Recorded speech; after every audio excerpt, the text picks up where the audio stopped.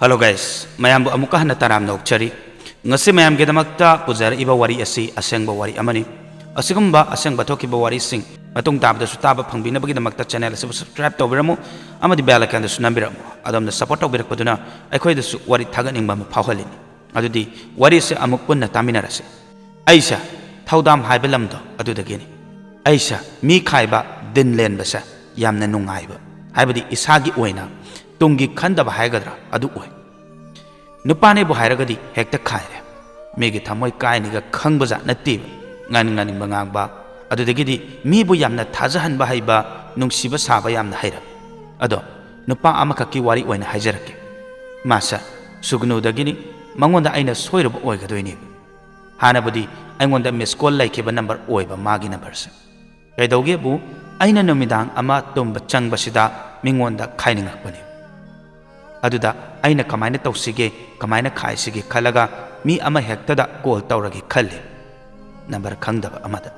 aduda number se save tawdabanina mamingdi khangdre aduduna true caller da check tawbani aduda yengaba matungdadi mamingbudi khangi aduduna ngasai gi nupa ama haibado aina aduda oina tare ba khaibas mamingdi haijararoige mangonda aina call tawbada masa waiting lerame aduda ai adum thamme adugadi ma amu halaga torpani aduga aina khaige khanba mi oibanina khara sausanare haraga waiting lay kainaga khara tawsanmani aduda madi ngakpajani masaksu khangdabanina masu wahai khara di khumakibani ado kari harakibano habadi ai kaukre oidabanina aduga aisu khonjel onabaduda soire haraga thamme adubu mido amuk halaga torpani aduda wari khara sanare adugadi ibani sa paw odum phauna kibani adudagi di khanghaudi nungsinaraga leram kaisu koidri mado ubudi unadri aduda masa ai unaba lakhina hairi madi aije facebook ta ubanina sakhang bajane man ai la again hairi aikoi gi jaga ga hanglaga gari daga lai aisu aikoi gi lefam tae aikoi gi maning da leiba lambi mapal amada unarebe ibanis aina khanbado adudi haira rogi ado aisi yamna tanki ibani wari khara sanare aduga ayumda chang masu ayum changkibado yengaga lehobjani mana phone thore aduga aige mawung mataw loina hairakpani nangsa nasak phajade phane khuset kado loina hairiba man masa laitin yamna thajaba mi oibajani madi chak ising tongana thongaga chai haina su hai mamanaga sawena hai magi sebaga tos yamna wai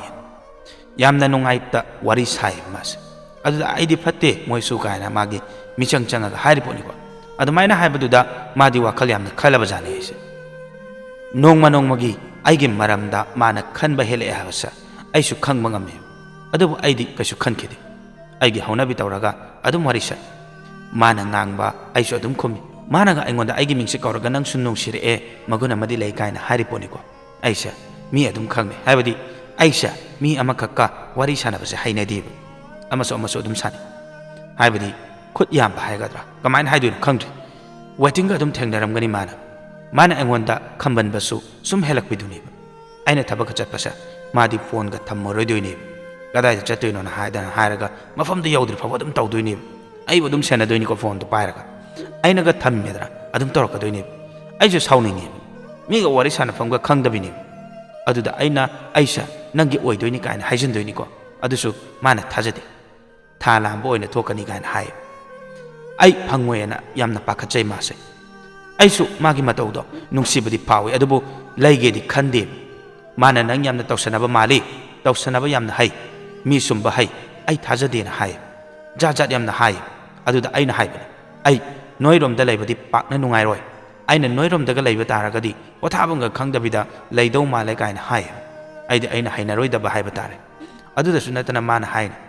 nangna ai nungsiramgani thajade aduduna moigi ima amada haibadi lai ka to bai tar adu su yengo na haire ko yengo kyam khange haidoni kana hairin ko adudagi maga aiga wari sanari kan daga se mana ngangaga aina ga tumthoka doini mana aigi minga kauraga dum lehauga doini tanaga khumdoini aina mingdi lo charage ko ne pasa la kani ga harka doini aduga ahan ba unakhiba mafam do aduda masela aga ngairaga laidoini aisina aman natraga ama ishangamde nare khara hai talle khara hai adusu mana di nuaite nasakto abeta oiraga su yengkige video call tawra aga dana hai mana ga tandabgi changsi yengu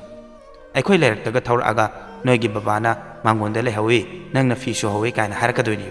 ꯑꯩꯁꯦ ꯊꯃꯣꯏꯗꯤ ꯀꯟꯃꯜꯂꯕ ꯃꯥꯜꯂꯦ ꯑꯗꯨ ꯂꯥꯛꯄ ꯂꯝꯗꯣ ꯑꯗꯨꯗꯒꯤ ꯂꯥꯛꯏꯅꯦꯕ ꯃꯥꯗꯣ ꯑꯩꯒ ꯎꯅꯕ ꯑꯗꯨꯒ ꯑꯩꯅ ꯏꯁꯥ ꯅꯥꯏ ꯉꯝꯗꯦ ꯍꯥꯏꯔꯒ ꯇꯣꯛꯊꯣꯛꯀꯗꯣꯏꯅꯤ ꯃꯥꯁꯦ ꯅꯨꯃꯤꯠ ꯇꯥꯕ ꯐꯥꯎꯕ ꯂꯩꯔꯒ ꯍꯟꯈꯤ ꯃꯥꯅ ꯑꯩꯉꯣꯟꯗ ꯁꯥꯎꯗꯅ ꯅꯪ ꯑꯩꯉꯣꯟꯗ ꯗꯤꯟ ꯂꯦꯟꯕꯅꯤ ꯑꯩꯕꯨ ꯅꯨꯡꯁꯤꯕ ꯅꯠꯇꯦ ꯑꯩ ꯉꯁꯤꯗꯒꯤꯗꯤ ꯅꯪꯉꯣꯟꯗ ꯐꯣꯟ ꯑꯃꯨꯛ ꯍꯟꯅ ꯇꯧꯔꯛꯑꯔꯣꯏ ꯅꯪꯒꯤ ꯅꯝꯕꯔꯁꯨ ꯀꯛꯑꯅꯤ ꯍꯥꯏꯔꯒ ꯀꯣꯜꯗꯣ ꯀꯛꯈ꯭ꯔꯦ ꯑꯩꯁꯦ ꯌꯥꯝꯅ ꯉꯝꯃꯦ ꯍꯥꯏꯕꯁꯦ ꯍꯧꯖꯤꯛꯇ ꯈꯪꯂꯛꯈꯤ ꯃꯥꯅ ꯑꯗꯨꯛ ꯌꯥꯝꯅ ꯈꯟꯖꯔꯝꯕꯗꯣ ꯑꯗꯨꯒ ꯑꯩꯅꯗꯤ ꯈꯟꯕ ꯁꯥꯁꯟꯅꯔꯒ ꯂꯩꯔꯤꯅꯦꯕ ꯃꯉꯣꯟꯗ ꯑꯗꯨꯒ ꯉꯁꯥꯏ ꯃꯃꯥꯡꯗ ꯃꯥꯅ ꯅꯝꯕꯔ ꯀꯛꯑꯅꯤ ꯍꯥꯏꯈꯤꯕꯗꯣ ꯀꯣꯜ ꯍꯤꯁꯇ꯭ꯔꯤꯗ ꯑꯣꯏꯅ ꯀꯛꯄꯖꯥꯠꯅꯤ ꯁꯦꯞ ꯇꯧꯔꯒ ꯂꯩꯕ ꯅꯝꯕꯔꯗꯨꯗꯤ ꯅꯠꯇꯕ ꯃꯥꯅ ꯐꯣꯟ ꯇꯧꯔꯛꯇ꯭ꯔꯒꯁꯨ ꯑꯩꯁꯦ ꯀꯔꯤꯝꯇ ꯅꯨꯡꯉꯥꯏꯇꯕꯗꯤ ꯐꯥꯎꯗꯦꯕ ꯑꯗꯨꯝ ꯑꯇꯣꯞꯄꯒ ꯄꯥꯎ ꯐꯥꯎꯅꯔꯒ ꯂꯩꯌꯦꯕ ꯍꯥꯏꯕꯗꯤ ꯑꯋꯥꯕ ꯈꯪꯗꯕꯗꯣ ꯃꯥꯗꯤ ꯑꯩꯒꯤ ꯅꯝꯕꯔ ꯂꯩꯕꯗꯣ ꯑꯗꯨꯗꯒꯤ ꯍꯜꯂꯒ ꯇꯧꯔꯛꯄꯅꯦꯕ ꯍꯥꯏꯕꯗꯤ ꯀꯣꯏꯊꯤ ꯊꯤꯔꯒ ꯉꯥꯏꯍꯥꯛ ꯂꯩꯔꯒ ꯃꯥꯅ ꯑꯩꯁꯦ ꯀꯧꯔꯛꯑꯦ ꯑꯗꯨꯒ ꯍꯥꯏꯔꯛꯑꯦꯅꯤꯀꯣ ꯑꯩꯁꯦ ꯅꯪꯒꯤ ꯀꯣꯜ ꯂꯥꯛꯄ꯭ꯔꯥ ꯌꯦꯡꯕꯅꯦ ꯅꯪ ꯅꯨꯡꯁꯤꯕꯅ ꯑꯩ ꯅꯝꯕꯔ ꯊꯤꯔꯒ ꯇꯧꯔꯛꯄꯅꯦꯅ ꯍꯥꯏꯔꯛꯈꯤ ꯑꯩꯁꯨ ꯑꯗꯨꯝ ꯈꯨꯝꯃꯤ ꯅꯨꯡꯁꯤꯕ ꯁꯥꯔꯒ ꯍꯣꯏ ꯑꯩ ꯃꯥꯕꯨ ꯅꯨꯡꯁꯤꯗꯦ ꯍꯥꯏꯕꯗꯤ ꯌꯥꯔꯣꯏ ꯅꯨꯡꯁꯤ ꯑꯗꯨꯕꯨ ꯑꯩꯒꯤ ꯊꯃꯣꯏꯁꯤꯅꯗꯤ ꯃꯉꯣꯟꯗ ꯂꯩꯒꯦ ꯍꯥꯏꯕꯗꯣ ꯑꯩ ꯈꯟꯗꯕꯒꯤꯅꯤ ꯃꯔꯝꯗꯤ ꯂꯝꯗꯣ ꯌꯥꯝꯅ ꯂꯥꯞꯄꯦꯕ ꯍꯥꯏꯊꯕꯁꯨ ꯑꯣꯏꯌꯦꯕ ꯑꯗꯨ ꯀꯣꯟꯅ ꯑꯃꯨꯛ ꯑꯩꯁꯦ ꯃꯥꯒ ꯋꯥꯔꯤ ꯁꯥꯟꯅꯔꯒ ꯁꯥꯎꯅꯔꯒ ꯐꯣꯟꯗꯣ ꯊꯝꯅꯈ꯭ꯔꯦ ꯑꯗꯨꯒꯤ ꯅꯨꯃꯤꯠꯇꯨꯗ ꯑꯩ ꯑꯇꯣꯞꯄ ꯅꯨꯄꯥ ꯑꯃꯗ ꯆꯦꯟꯈꯤ ꯆꯦꯜꯂꯕ ꯃꯇꯨꯡ ꯂꯨꯍꯣꯡꯗ꯭ꯔꯤꯉꯩꯗ ꯏꯃꯥꯟꯅꯕꯤꯁꯤꯡꯒ ꯁꯤꯅꯦꯃꯥ ꯌꯦꯡꯕ ꯆꯠꯄꯅꯤ ꯉꯥꯏꯍꯥꯛ ꯂꯩꯔꯒ ꯃꯥꯁꯦ ꯐꯣꯟ ꯇꯧꯔꯛꯑꯦ ꯑꯩꯅ ꯁꯤꯅꯦꯃꯥ ꯌꯦꯡꯉꯤꯉꯩꯁꯤꯗ ꯍꯣꯜ ꯃꯅꯨꯡꯗ ꯐꯣꯟꯗꯣ ꯄꯥꯏꯔꯦꯕ ꯑꯩꯁꯦ ꯑꯗꯨꯒ ꯑꯩ ꯁꯤꯅꯦꯃꯥ ꯌꯦꯡꯉꯦꯅ ꯍꯥꯏꯕꯗ ꯃꯥꯗꯤ ꯌꯨꯝꯗ ꯑꯣꯏꯔꯕꯣꯏ ꯈꯟꯗꯅ ꯈꯤꯇ ꯆꯠꯊꯣꯔꯛꯑꯣ ꯋꯥꯔꯤ ꯈꯤꯇ ꯁꯥꯟꯅꯁꯦꯅ ꯍꯥꯏꯌꯦꯕ ꯑꯩꯅ ꯍꯣꯜꯗ ꯂꯩꯌꯦꯅ ꯍꯥꯏꯔꯦꯕ ꯃꯥꯗꯣ ꯇꯥꯗꯦꯕ ꯑꯗꯨꯗꯒꯤꯗꯤ ꯑꯩꯅ ꯇꯥꯅꯕ ꯍꯥꯏꯕꯗꯒꯤꯗꯤ ꯇꯥꯔ ꯃꯥꯜꯂꯦꯕ ꯑꯣ ꯑꯗꯨꯏ ꯇꯥꯔꯒꯗꯤ ꯅꯪ ꯌꯨꯝ ꯌꯧꯔꯒ ꯇꯧꯔꯛꯑꯣꯅ ꯍꯥꯏꯌꯦꯕ ꯑꯩꯁꯨ ꯍꯣꯏ ꯍꯥꯏꯈ꯭ꯔꯦ ꯑꯗꯣ ꯑꯩ ꯌꯨꯝ ꯌꯧꯔꯒꯁꯨ ꯑꯗꯨꯝ ꯇꯨꯝꯃꯦ ꯃꯉꯣꯟꯗ ꯐꯣꯟ ꯇꯧꯗ꯭ꯔꯦ ꯃꯥꯁꯦ ꯅꯣꯡꯉꯥꯜꯂꯒ ꯀꯣꯜ ꯑꯃꯨꯛ ꯇꯧꯔꯛꯀꯦ ꯑꯩꯅ ꯇꯝꯅꯤꯡꯕ ꯋꯥꯔꯤꯗꯤ ꯃꯁꯤꯒꯤ ꯃꯇꯥꯡꯁꯦ ꯑꯣꯏꯒꯗꯣꯏꯅꯤ ꯃꯥꯁꯦ ꯑꯩꯉꯣꯟꯗ ꯀꯞꯄꯒ ꯑꯩꯒꯤ ꯃꯤꯡ ꯀꯧꯔꯒ ꯌꯥꯝ ꯅꯨꯡꯉꯥꯏꯇꯅ ꯅꯪꯅ ꯑꯩꯁꯦ ꯅꯨꯡꯁꯤꯕꯃꯛꯇ ꯑꯣꯏꯕ ꯇꯥꯔꯒꯗꯤ ꯅꯨꯡꯉꯥꯏꯕ ꯐꯪꯗꯕ ꯑꯣꯏꯌꯨ ꯅꯪꯒꯤ ꯄꯨꯟꯁꯤꯗꯣ ꯍꯥꯏꯗꯅ ꯁꯥꯞ ꯇꯧꯔꯛꯄꯅꯦꯕ ꯑꯩ ꯃꯥꯒꯤ ꯋꯥꯍꯩꯗꯣ ꯇꯥꯕꯗ ꯁ꯭ꯋꯥꯏ ꯂꯥꯎꯋꯦ ꯍꯥꯏꯕꯗꯤ ꯊꯥꯖꯗꯦꯕ ꯑꯩ ꯃꯈꯥ ꯑꯃꯠꯇ ꯇꯥꯗꯦ ꯈꯨꯝꯗꯦ ꯋꯥꯍꯩ ꯈꯔ ꯃꯥꯁꯨ ꯌꯥꯝꯅ ꯉꯥꯡꯉꯤ ꯑꯗꯨꯒ ꯀꯣꯜꯗꯣ ꯊꯝꯈ꯭ꯔꯦ ꯑꯩ ꯃꯥꯒꯤ ꯋꯥꯍꯩꯗꯨꯗ ꯅꯨꯡꯉꯥꯏꯇꯗꯅ ꯃꯦꯁꯦꯖ ꯑꯣꯏꯅ ꯊꯥꯔꯦ ꯗꯗꯥ ꯅꯪꯒꯤ ꯋꯥꯍꯩꯗꯣ ꯅꯨꯡꯉꯥꯏꯇꯦ ꯃꯥ ꯅꯨꯃꯤꯠꯇꯨꯗ ꯑꯃꯨꯛ ꯐꯣꯟ ꯇꯧꯔꯛꯈꯤ ꯑꯩꯅ ꯁꯤꯅꯦꯃꯥ ꯌꯦꯡꯕ ꯆꯠꯂꯣꯏ ꯍꯥꯏꯕꯗꯣ ꯑꯗꯨꯒꯤ ꯅꯣꯡꯉꯥꯜꯂꯒ ꯇꯧꯔꯛꯄꯗꯣ ꯑꯗꯨꯒꯤ ꯃꯇꯨꯡ ꯑꯃꯨꯛ ꯇꯧꯔꯛꯄꯅꯦ ꯃꯥꯅ ꯍꯥꯏꯔꯛꯑꯦ ꯑꯩꯅ ꯍꯥꯏꯈꯤꯕꯗꯣ ꯀꯣꯛꯆꯔꯣ ꯏꯆꯠꯂꯣꯏꯅ ꯈꯜꯂꯕꯅꯦꯅ ꯍꯥꯏꯔꯛꯈꯤ ꯃꯥꯅ ꯅꯨꯃꯤꯠꯇꯨꯗ ꯑꯩꯁꯦ ꯆꯦꯜꯂꯦ ꯍꯥꯏꯕꯗꯤ ꯈꯪꯈꯤꯗ꯭ꯔꯦ ꯑꯩ ꯉꯁꯤꯗꯒꯤ ꯅꯝꯕꯔ ꯐꯦꯁꯕꯨꯛ ꯂꯣꯏꯅ ꯕ꯭ꯂꯣꯛ ꯇꯧꯔꯅꯤ ꯑꯗꯨꯒ ꯐꯦꯁꯕꯨꯛꯁꯨ ꯑꯟꯐ꯭ꯔꯦꯟ ꯇꯧꯈ꯭ꯔꯕ ꯃꯥꯜꯂꯦ ꯑꯩꯅ ꯃꯥꯕꯨ ꯊꯤꯕꯁꯦ ꯐꯪꯗ꯭ꯔꯦ ꯃꯤꯡ ꯊꯤꯕꯁꯨ ꯐꯪꯗ꯭ꯔꯦ ꯏꯃꯥꯟꯅꯕꯤꯒ ꯐ꯭ꯔꯦꯟ ꯑꯣꯏꯔꯝꯕꯗꯣ ꯑꯗꯨꯁꯨ ꯑꯃꯠꯇ ꯑꯣꯏꯔꯝꯗ꯭ꯔꯦ ꯑꯩ ꯃꯥꯕꯨ ꯊꯤꯔꯦ ꯀꯔꯤ ꯍꯥꯏꯅ ꯍꯥꯡꯈ꯭ꯔꯕꯅꯣꯁꯨ ꯈꯪꯗꯦꯕ ꯃꯥꯒꯤ ꯑꯦꯀꯥꯎꯟꯠ ꯐꯪꯗ꯭ꯔꯦ ꯑꯩ ꯃꯉꯣꯟꯗ ꯍꯥꯏꯅꯤꯡ ꯑꯁꯦꯡꯕ ꯅꯨꯡꯁꯤꯕꯒꯤ ꯁ꯭ꯔꯥꯞꯁꯦ ꯐꯪꯉꯤ ꯍꯥꯏꯕꯅꯤ ꯑꯩꯅ ꯇꯧꯕꯅ ꯑꯩꯅ ꯐꯪꯉꯤ ꯍꯥꯏꯕꯁꯨ ꯂꯩꯕꯅꯤ ꯑꯗꯨꯕꯨ ꯅꯪꯗꯤ ꯅꯨꯡꯉꯥꯏꯅ ꯂꯩꯕ ꯑꯣꯏꯌꯨ ꯑꯩ ꯅꯨꯡꯗꯤ ꯅꯨꯡꯁꯤꯕꯅꯤ ꯑꯗꯨꯕꯨ ꯑꯍꯦꯟꯕ ꯄꯥꯝꯕꯅ ꯅꯪꯕꯨ ꯃꯤꯔꯥꯏꯔꯨꯔꯦ ꯃꯌꯥꯝ ꯋꯥꯔꯤꯁꯦ ꯈꯔꯗꯤ ꯁꯝꯖꯈ꯭ꯔꯦ ꯑꯍꯥꯟꯕ ꯋꯥꯔꯤ ꯏꯕꯅꯤꯅ ꯏꯕ ꯃꯇꯝꯗꯁꯨ ꯃꯀꯣꯛ ꯑꯃꯨꯛ ꯏ ꯃꯅꯤꯡ ꯑꯃꯨꯛ ꯏ ꯇꯧꯔꯦ ꯃꯈꯥ ꯇꯥꯕ ꯋꯥꯔꯤꯗ ꯃꯌꯥꯝ ꯐꯖꯅ ꯅꯤꯌꯣꯝ ꯆꯨꯝꯅ ꯏꯕ ꯉꯝꯖꯒꯦ ꯂꯣꯏꯅꯅ RR ꯁ꯭ꯇꯣꯔꯤꯁꯨ ꯊꯥꯒꯠꯆꯔꯤ ꯃꯈꯥ ꯇꯥꯅ ꯇꯧꯕ ꯊꯕꯛꯇ ꯍꯦꯟꯅ ꯃꯥꯏ ꯄꯥꯛꯄ ꯑꯣꯏꯕꯤꯌꯨ ꯍꯥꯏꯗꯅ ꯑꯩꯒꯤ ꯃꯥꯏꯀꯩꯗꯁꯨ ꯍꯥꯏꯖꯔꯤ ꯑꯩꯒꯤ ꯋꯥꯔꯤꯁꯦ ꯍꯥꯞꯐꯝ ꯈꯪꯗꯦ ꯍꯥꯏꯒꯗ꯭ꯔꯗꯤ ꯈꯪꯗꯦ ꯅꯨꯡꯉꯥꯏꯇꯕꯅ ꯊꯃꯣꯏꯁꯦ ꯑꯗꯨꯝ ꯋꯥꯔꯒ ꯂꯩꯔꯤ ꯃꯥꯕꯨ ꯑꯗꯨꯝ ꯅꯤꯡꯁꯤꯡꯂꯤ ꯂꯩꯗꯅ ꯂꯩꯃꯤꯟꯅꯔꯤꯉꯩ ꯅꯨꯡꯁꯤꯗꯦ ꯂꯥꯞꯅꯈ꯭ꯔꯒ ꯅꯨꯡꯁꯤ ꯍꯥꯏꯕꯗꯨ ꯃꯗꯨ ꯑꯩꯉꯣꯟꯗ ꯊꯣꯛꯑꯦ ꯃꯁꯤ ꯍꯥꯏꯔꯒ ꯂꯣꯏꯁꯤꯟꯖꯔꯒꯦ ꯃꯌꯥꯝ ꯋꯥꯔꯤꯁꯦ ꯃꯇꯥꯡꯁꯤꯗ ꯂꯣꯏꯁꯤꯟꯖꯔꯒꯦ ꯃꯌꯥꯝꯅ ꯋꯥꯔꯤꯁꯤ ꯂꯥꯏꯛ ꯁꯤꯌꯔ ꯑꯃꯗꯤ ꯁꯕꯁꯀ꯭ꯔꯥꯏꯕ ꯇꯧꯕ ꯀꯥꯎꯕꯤꯒꯅꯨ ꯑꯁꯦꯡꯕ ꯋꯥꯔꯤꯁꯦ ꯑꯩꯈꯣꯏꯅ ꯑꯩꯈꯣꯏꯒꯤ ꯆꯦꯅꯦꯜꯗ ꯍꯥꯞꯆꯕ ꯃꯇꯝꯗ ꯀꯅꯥꯒꯨꯝꯕ ꯑꯃꯠꯇꯒꯤ ꯃꯐꯝꯗ ꯁꯣꯛꯀꯗꯕ ꯑꯃꯗꯤ ꯀꯅꯥꯒꯨꯝꯕ ꯑꯃꯠꯇꯒꯤ ꯃꯐꯝꯗ ꯂꯥꯟꯅ ꯈꯟꯕꯒꯤ ꯋꯥꯈꯜꯂꯣꯟꯗ ꯍꯥꯞꯆꯕ ꯑꯃꯠꯇ ꯂꯩꯖꯗꯦ ꯁꯣꯏꯈꯤꯕ ꯂꯥꯟꯈꯤꯕ ꯌꯥꯎꯔꯒꯁꯨ ꯃꯌꯥꯝꯅ ꯁꯨꯡꯁꯣꯏ ꯁꯣꯏꯗꯅ ꯉꯥꯛꯄꯤꯒꯅꯤ ꯍꯥꯏꯕꯒꯤ ꯊꯥꯖꯕꯗꯨ ꯊꯝꯖꯔꯤ ꯂꯣꯏꯅꯅ ꯑꯁꯤꯒꯨꯝꯂꯕ ꯑꯁꯦꯡꯕ ꯋꯥꯔꯤ ꯍꯥꯞꯄꯤꯅꯤꯡꯕ ꯂꯩꯕ ꯇꯥꯔꯒꯁꯨ ꯑꯩ ꯅꯝꯕꯔ ꯑꯃꯨꯛꯇꯪ ꯍꯥꯏꯖꯔꯝꯒꯦ 9774505165 ꯍꯥꯏꯔꯤꯕ ꯅꯝꯕꯔ ꯑꯁꯤꯗ ꯋꯥꯔꯤꯗꯣ ꯑꯗꯣꯝꯒꯤ ꯐꯣꯟꯒꯤ ꯅꯣꯠꯁꯇ ꯏꯊꯣꯛꯄꯤꯔꯦ ꯍꯥꯏꯔꯒ ꯑꯗꯣꯝꯒꯤ ꯅꯣꯠꯁꯇꯒꯤ ꯀꯣꯄꯤ ꯇꯧꯔꯒ ꯑꯩꯈꯣꯏꯒꯤ WhatsAppꯇꯨꯗ ꯊꯥꯖꯤꯟꯕꯤꯔꯛꯑꯣ ꯑꯩꯈꯣꯏꯅ ꯁꯨꯡꯁꯣꯏ ꯁꯣꯏꯗꯅ ꯑꯗꯣꯝꯗ ꯊꯥꯕꯤꯔꯛꯄ ꯋꯥꯔꯤꯁꯤꯡꯗꯨ ꯑꯩꯈꯣꯏꯒꯤ ꯆꯦꯅꯦꯜꯁꯤꯗ ꯍꯥꯞꯄ ꯉꯝꯅꯕ ꯍꯣꯠꯅꯖꯔꯛꯀꯦ ꯑꯗꯨꯗꯤ ꯃꯌꯥꯝ ꯉꯁꯤꯒꯤꯗꯃꯛꯇꯗꯤ ꯀꯥꯏꯅꯔꯁꯤ ꯃꯊꯪꯒꯤ ꯋꯥꯔꯤꯗ ꯑꯃꯨꯛ ꯃꯌꯥꯝ ꯄꯨꯟꯅ ꯊꯦꯡꯅꯔꯁꯤ ꯌꯥꯏꯐꯔꯦ